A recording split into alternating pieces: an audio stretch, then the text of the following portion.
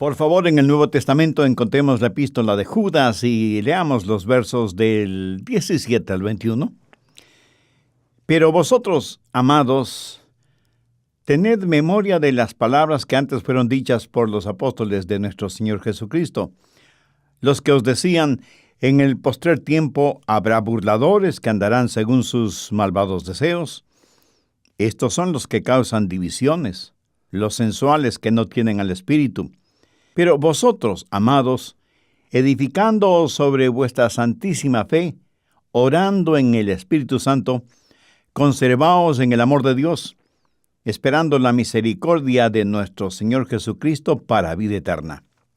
Hoy quiero tratar el tema cómo sobrevivir a la apostasía. Recuerde que apostasía es el abandonar la fe, y esto será evidente en los últimos días. Porque la Biblia claramente enseña que los hombres abandonarán la genuina fe cristiana y serán seducidos por doctrinas de demonios. Y eso ya lo hemos estudiado en los primeros 16 versículos de esta epístola. De paso, debo reconocer que esos 16 versículos son realmente deprimentes, porque una y otra vez el apóstol advierte acerca de la apostasía que vendrá. Nos advierte acerca del abandonar la fe, y eso es, tristemente, lo que estamos observando no solo en nuestro país, sino en todas partes del mundo.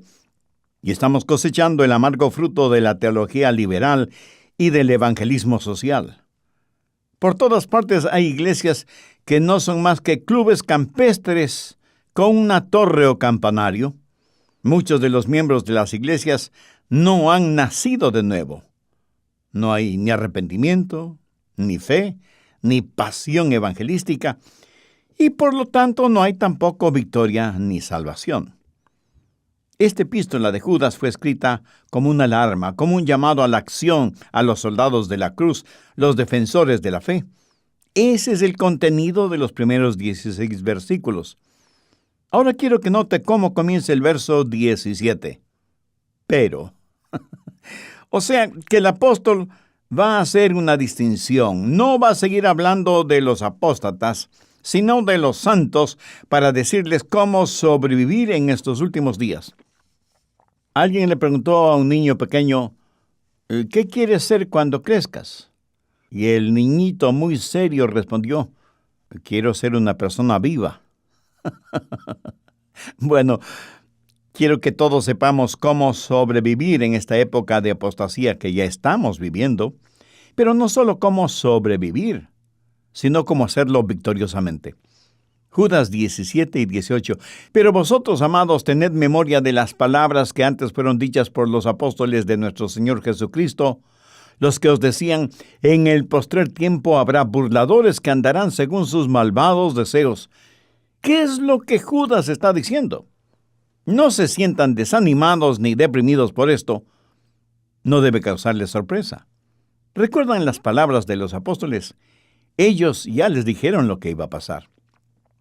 Y el apóstol Pablo en Hechos 20:29 dice, porque yo sé que después de mi partida entrarán en medio de vosotros lobos rapaces que no perdonarán al rebaño.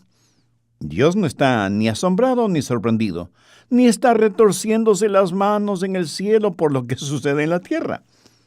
Todo lo que ha sucedido hasta ahora, todo lo que está sucediendo y todo lo que sucederá en el futuro, aunque no sea difícil el creerlo, todo marcha de acuerdo al plan y al propósito de Dios.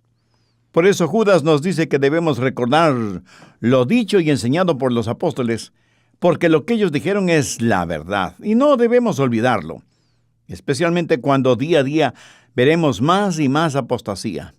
Pero esto no debe ni amedrentarnos ni desanimarnos. Así que aquí tenemos, primero, una exhortación que debemos recordar. Segundo, existe un enemigo que debemos reconocer. Si usted aún no puede reconocer a un apóstata, Judas le va a refrescar la memoria porque él ha pintado un retrato de ellos. De hecho, lo ha descrito minuciosamente. Mire el verso 19. Estos son los que causan divisiones, los sensuales que no tienen al Espíritu Santo. Judas dice por lo menos 3 cosas de los apóstatas. Primera, ellos son divisivos. Habiendo abandonado la fe, y habiéndose separado de los demás, ellos literalmente son causa de división. Son un verdadero tormento para el cuerpo de Cristo. Jesús oró para que podamos ser uno. ¿Pero cómo?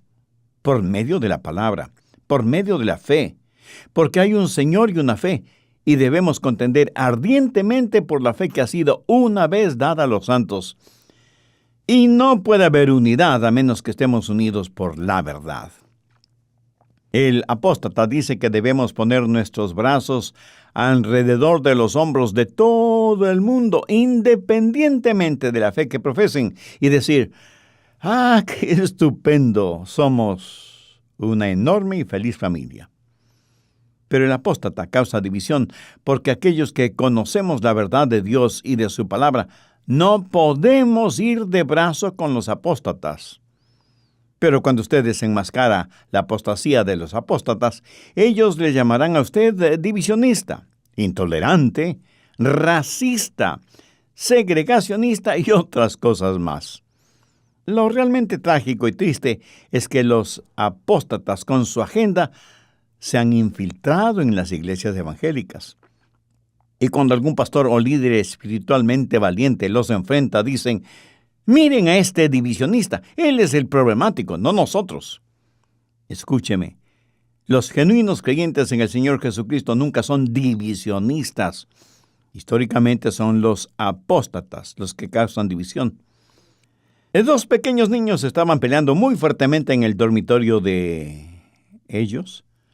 La mamá vino a ver qué es lo que estaba sucediendo, los separó y preguntó a uno de ellos: Juan, ¿puedes explicarme por qué estaban peleando? Y Juanito respondió: mamá, Pedro tuvo la culpa porque me devolvió el golpe que yo le di. Y eso es exactamente la forma en que el apóstata actúa. Ellos dicen: nadie tiene que oponerse a nuestra apostasía. Deben ser amables y tolerantes con nosotros. ¿Pero qué es lo que dice la Biblia? Habrá burladores, o sea, apóstatas, que andarán según sus malvados deseos. Estos son los que causan divisiones. ¿Por qué lo hacen? Porque están en contra de la sana doctrina, porque voluntariamente han abandonado la verdad y la fe una vez entregada a los santos. Y Pablo dice que con estos ni siquiera se debe comer. Debemos pararnos firmes contra la apostasía, porque una de las marcas de los apóstatas es su carácter divisivo y depravado. El verso 19 los identifica claramente. Estos son los que causan divisiones, los sensuales que no tienen al Espíritu. O sea que en vez de ser motivados por el Espíritu de Dios, están motivados por lo sensual, por lo carnal. Viven por y para sus sentidos. No quieren saber nada de revelación sobrenatural y por lo tanto todo lo que hacen es el trabajo de su naturaleza carnal. Judas ya se había referido a ellos en el verso 10, pero estos blasfeman de cuantas cosas no conocen y en las que por naturaleza conocen, se corrompen como animales irracionales. Un animal vive por tres cosas. Primera, autopreservación. Segunda, autogratificación. Y tercera, autopropagación. Esto es lo característico en un animal. Ahora escúcheme cuidadosamente. De acuerdo a lo que Judas dice en el verso 10, un apóstata es como una bestia irracional corrompida. Apostasía y depravación son hermanos gemelos. Apostasía e inmoralidad están eslabonados. Un apóstata se meterá en pecados sexuales e inmoralidad mucho más rápidamente que un creyente promedio. Su vecino pudiera ser una persona incrédula, pudiera ser que no sea salvo, pero es posible que él exteriormente viva una vida moral. Pero un apóstata ha matado a su conciencia, ha cometido suicidio espiritual, y por eso Judas dice, se han corrompido como animal irracional. En el verso 7, Judas une la apostasía a la sodomía y los horribles actos de inmoralidad en Sodoma y Gomorra. En el verso 13, los compara a furiosas olas del mar, envueltos en la espuma de su propia desvergüenza. En el verso 16 dice que son murmuradores, buscapleitos, que solo buscan satisfacer sus propios deseos carnales. Y en el verso 18 dice que los apóstatas actúan de acuerdo a sus malvados deseos. Los apóstatas han cambiado la gracia de Dios en lujuria e inmoralidad. La apostasía y la inmoralidad están casi fusionadas. Uno no puede saber dónde comienza la una y dónde termina la otra y viceversa. Así que los apóstatas son, en primer lugar, divisivos. En segundo lugar, son depravados. En tercer lugar, son vivos que están muertos. Judas 19. Estos son los que causan divisiones, los sensuales que no tienen al Espíritu. Judas dice que en los apóstatas no mora el Espíritu Santo de Dios. Busque Romanos 8, el verso 9. Y si alguno no tiene el Espíritu de Cristo, no es de él. Un apóstata no es simplemente una persona que tiene dudas sobre la Biblia. A veces me preguntan si una persona salva puede tener dudas. Por supuesto que sí. Verá, las dudas son para su espíritu lo mismo que el dolor es para el cuerpo. Es mucho mejor no tenerlo, pero por lo menos el dolor le dice que está vivo. La duda puede ser nada más que su fe actuando. Al referirme a un apóstata, no estoy simplemente hablando de una persona que tiene dudas válidas. Hablo de una persona que nunca ha sido salva, aunque externamente haya parecido ser salva, como Judas Iscariote. Él fue un apóstata. Algunas personas piensan que Judas Iscariote, por su traición, perdió la salvación. Mi amigo, nadie puede perder lo que no tiene. Y Judas Iscariote, por sus acciones, demostró que nunca fue salvo. En algunos mensajes he hablado acerca de la seguridad eterna, y algunas personas han dicho: yo no creo en la seguridad eterna. Mire lo que pasó con Judas Iscariote. Él fue salvo, pero perdió su salvación. Permítame hacer énfasis en lo que ya dije. Judas Iscariote nunca fue salvo. Escuche las siguientes declaraciones de Jesús. No os he escogido yo a vosotros los 12, y uno de vosotros es el diablo. Hablaba de Judas Iscariote. Y en Juan 6:64 leemos: porque Jesús sabía desde el principio quiénes eran los que no creían y quiénes le habían de entregar. Obviamente Jesús se está refiriendo a Judas Iscariote. Judas Iscariote fue pues un apóstata. Judas también fue inmoral. La Biblia dice que era un ladrón. En verdad nadie sabía, excepto Jesús, qué clase de persona era Judas Iscariote.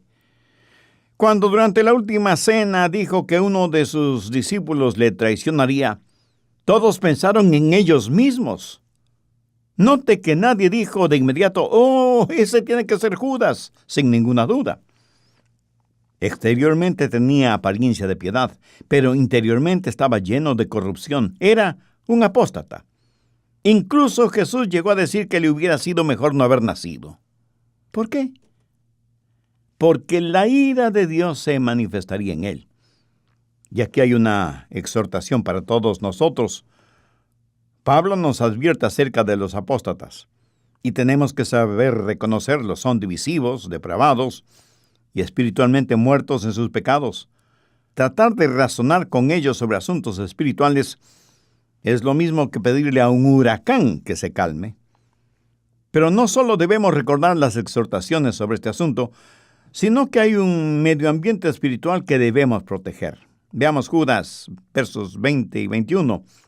Pero vosotros, amados, edificados sobre vuestra santísima fe, orando en el Espíritu Santo, conservaos en el amor de Dios, esperando la misericordia de nuestro Señor Jesucristo para vida eterna. Aquí la frase clave es: conservaos en el amor de Dios.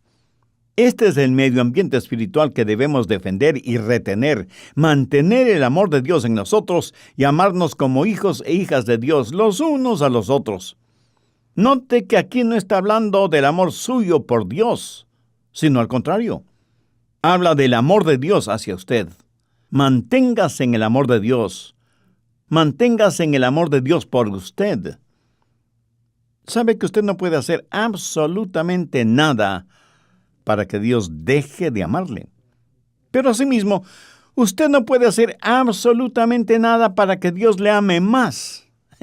¿No es eso una verdad realmente maravillosa? Mire lo que Pablo dice en Romanos 5:8. Mas Dios muestra su amor para con nosotros en que siendo aún pecadores, Cristo murió por nosotros. No existe un amor tan grande como el amor de Dios hacia nosotros. Aquí nada dice de que usted merece el amor de Dios, o que si vive de cierta manera, o si hace ciertas cosas, Dios le amará mucho más. Nada de eso. De hecho, el consejo de Judas es: conservaos en el amor de Dios. Y ese es el medio ambiente espiritual que usted debe proteger y retener. Ahora, cuando usted está fuera de ese medio ambiente, eso no significa que Dios no le ama. Recuerda la parábola del hijo pródigo. Cuando el joven abandonó la casa paterna para irse a un país lejano y despilfarró su herencia y luego tuvo que trabajar en un criadero de puercos, ¿dejó su padre de amarle? De ninguna manera. Escuche, cuando nosotros nos salimos del medio ambiente espiritual del amor de Dios, no significa que Dios deje de amarnos. Y aunque el joven de la parábola ya no gozó de la protección y de la abundancia de provisiones de la casa de su padre nunca dejó de amarle. En estos últimos días, si usted quiere sobrevivir en esta época de apostasía, el lugar más seguro es el amor de Dios. Manténgase en el amor de Dios. El amor de Dios es como un rayo de luz, es como el sol, siempre brillando. ¿Brilla el amor de Dios en su vida? ¿O sigue viviendo en la oscuridad de su pecado? Hoy he escuchado la predicación de la palabra de Dios. ¿Qué hará con esta verdad? ¿La rechazará o la aceptará? ¿Alguna vez ha estado viajando en un avión en un día nublado? Y el avión sigue ascendiendo en medio de un bosque de nubes, y de pronto sale de entre esas nubes, y el cielo está despejado y azul. Abajo las nubes plomizas o blancas, y arriba el brillante sol. Nosotros, como hijos e hijas de Dios, debemos vivir en la luz del sol, simbólicamente hablando. Debemos bañarnos en el amor de Dios.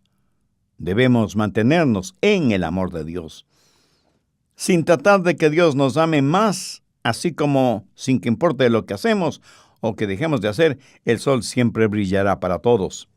Debemos mantenernos en ese medio ambiente espiritual. Debemos permanecer en el amor de Dios.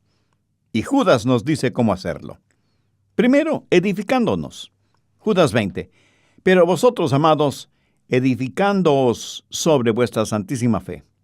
Segundo, orando. Seguimos en el verso 20. Orando en el Espíritu Santo. Mi amigo, esto no es como usted quiere orar, sino como el Espíritu Santo le guíe a orar. Tercero, esperando. Judas 21. Conservaos en el amor de Dios esperando. Ahora, todas estas palabras son parte de la misma cláusula. Conservaos en el amor de Dios. ¿Cuáles son las cláusulas para conservarnos en el amor de Dios? Edificar, orar y esperar. Esa es la manera de mantenerse en el amor de Dios. Esa es la forma de vivir en la luminosidad del sol. Esa es la manera de cubrirse uno mismo con el resplandor del amor de Dios.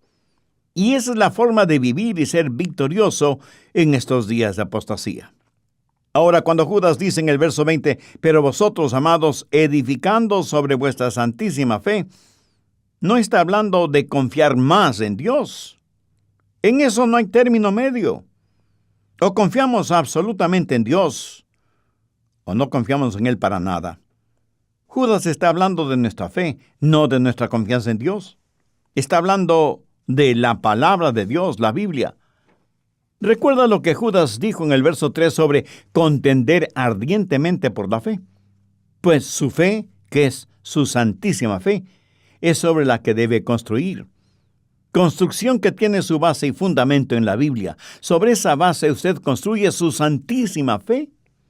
Si usted quiere ser firme y fuerte, si quiere sobrevivir la apostasía, si usted no quiere ser deformado, ni desviado, ni descarrilado en su vida espiritual en estos días de apostasía, desánimo, desilusión y depravación, es mejor que usted esté firmemente anclado y seguro en la palabra de Dios.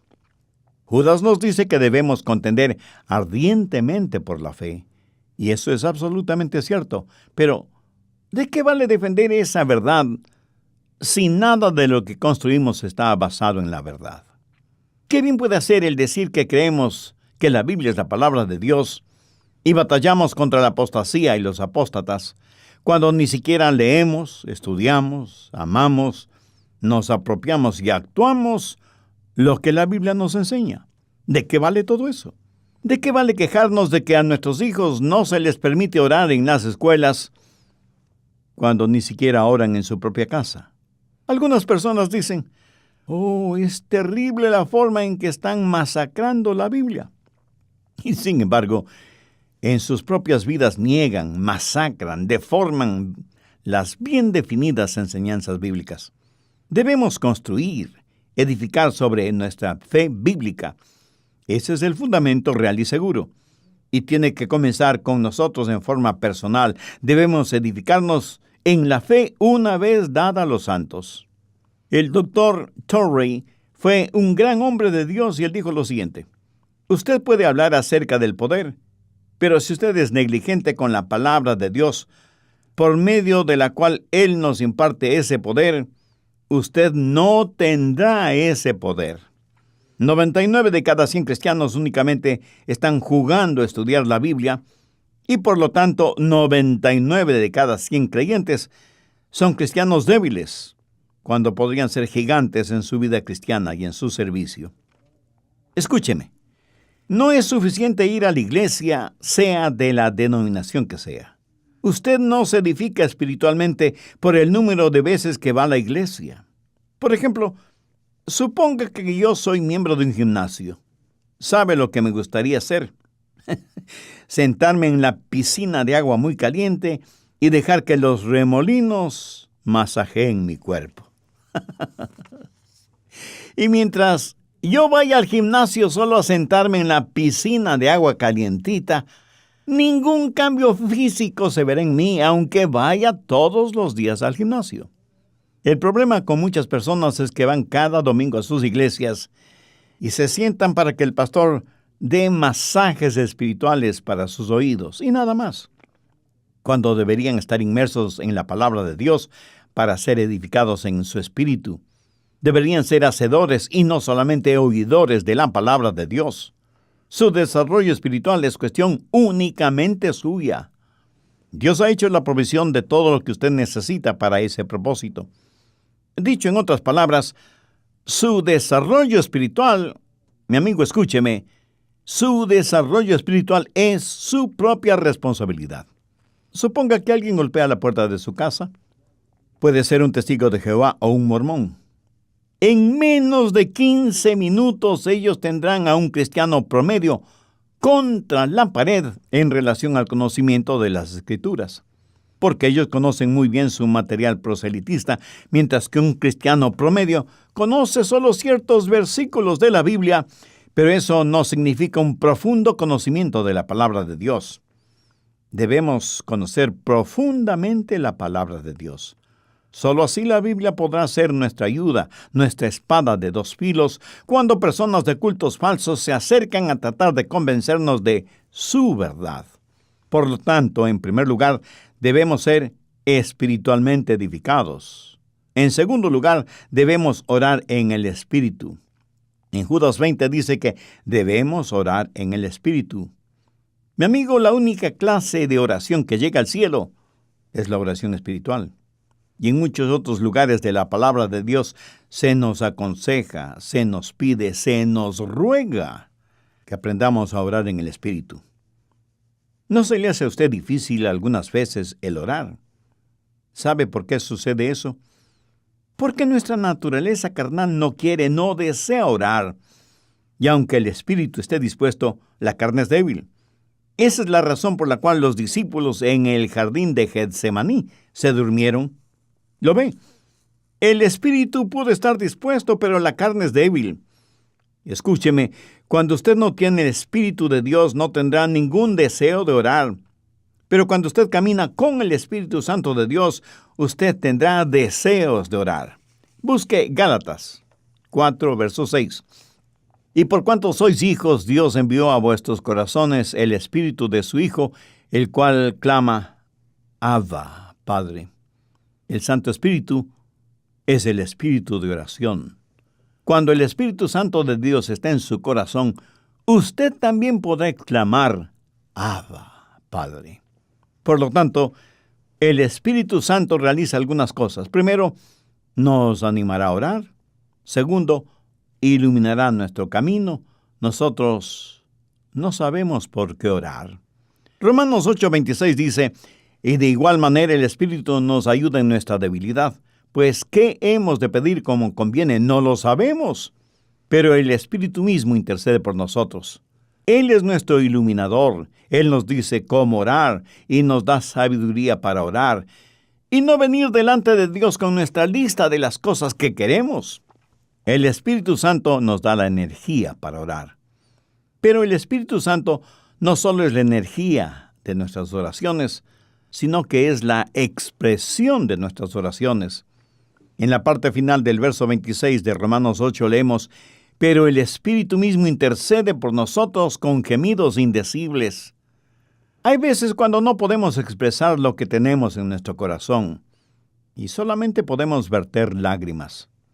Es cuando el Santo Espíritu interpreta nuestro silencio y nuestras lágrimas e íntimamente comenzamos a orar en el Espíritu.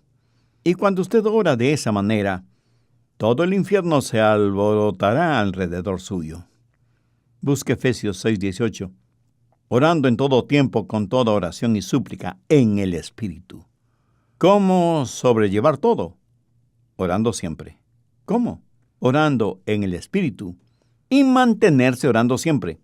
En estos días de apostasía, si no tenemos una dedicación espiritual, si no oramos en el Espíritu, seremos arrebatados por la vorágine de la apostasía. Entonces, primero, necesitamos edificarnos espiritualmente.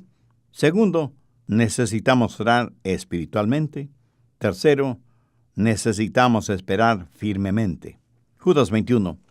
Esperando la misericordia de nuestro Señor Jesucristo para vida eterna. Note que aquí el apóstol hace referencia a la segunda venida como a la misericordia del Señor Jesucristo. Debemos estar a la expectativa, anhelando fervorosamente el regreso de Jesús a la tierra. Esa debe ser nuestra bendita esperanza. Lo paradójico es que una de las señales de ese bendecido evento será el crecimiento de la apostasía sobre la tierra. Veamos 2 Tesalonicenses 2:3. Nadie os engañe en ninguna manera, porque no vendrá, y aquí se refiere a la segunda venida del Señor Jesucristo, no vendrá sin que antes venga la apostasía y se manifieste el hombre de pecado, el hijo de perdición. Así que por increíble que nos parezca, la proliferación de los apóstatas y la inundación de la apostasía en el mundo son una buena señal del inminente retorno del Señor Jesucristo.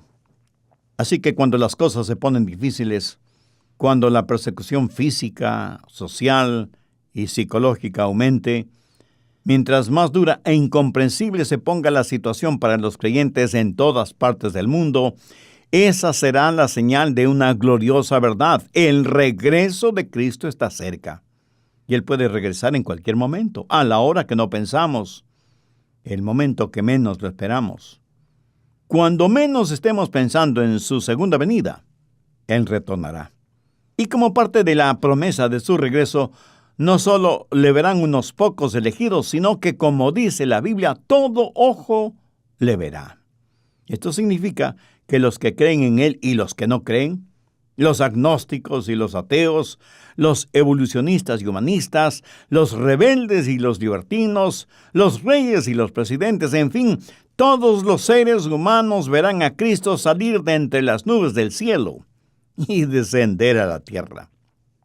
Lo hizo la primera vez como un bebecito que más tarde sería crucificado. Lo hará la segunda vez como un rey para ser coronado. La primera vez vino como Salvador. La segunda vez vendrá como juez. La primera vez vino en humildad. La segunda vez vendrá en majestad. La primera vez vino para ser el Cordero inmolado. La segunda vez vendrá como el León de Judá. Hace poco estuve leyendo sobre la vida de un equilibrista llamado Blondini. Una de sus hazañas fue el templar un cable de acero por sobre las cataratas del Niágara y caminar en él, llevando como única ayuda una larga vara para equilibrarse. De acuerdo a lo que leí, y que mucha gente no lo sabe, es que Blondini tenía una estrella de plata bastante grande, puesta al final de su meta.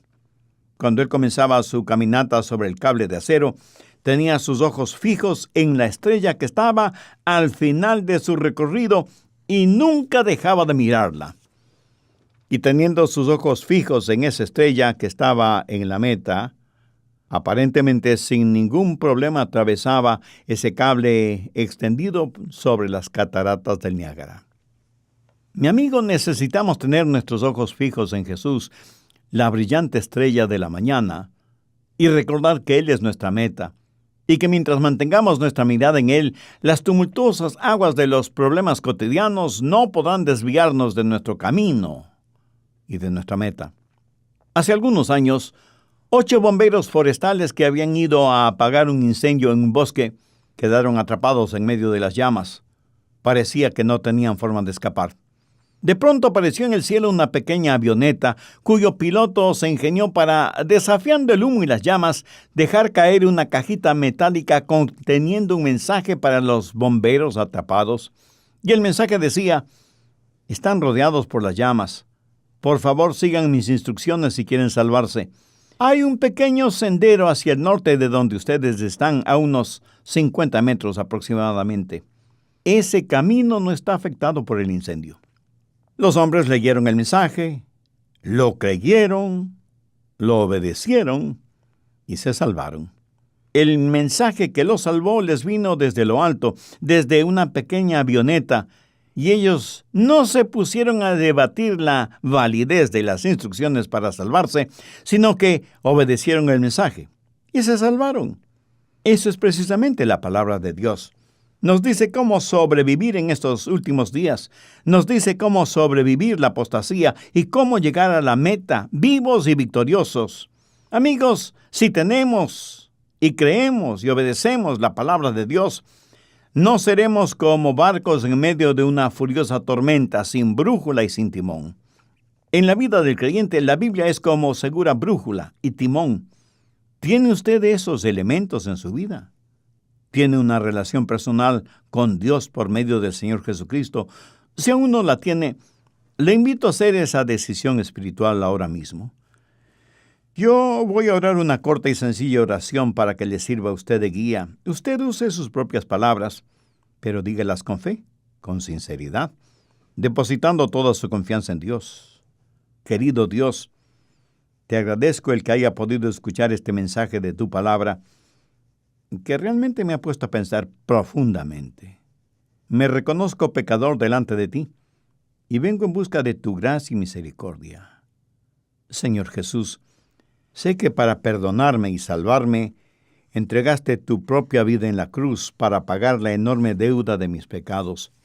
Perdóname, límpiame, sáname, sálvame espiritualmente. Te invito a que vengas a morar en mi corazón como mi Salvador y Señor. Toma el control de mi vida y ayúdame a ser la clase de persona que tú quieres que sea. Ayúdame para que nunca me avergüence de ti ni de tu palabra, a pesar de las circunstancias o de las consecuencias. Lo pido en tu santo nombre. Amén. Si usted hizo esa decisión, sus pecados le han sido perdonados y hay gran regocijo en el cielo por su arrepentimiento. Le invito para que nos escriba y nos cuente acerca de su decisión espiritual. Su carta será de bendición y ánimo para nosotros y nos dará también la oportunidad y el privilegio de orar por usted y su nueva vida como creyente en el Señor Jesucristo.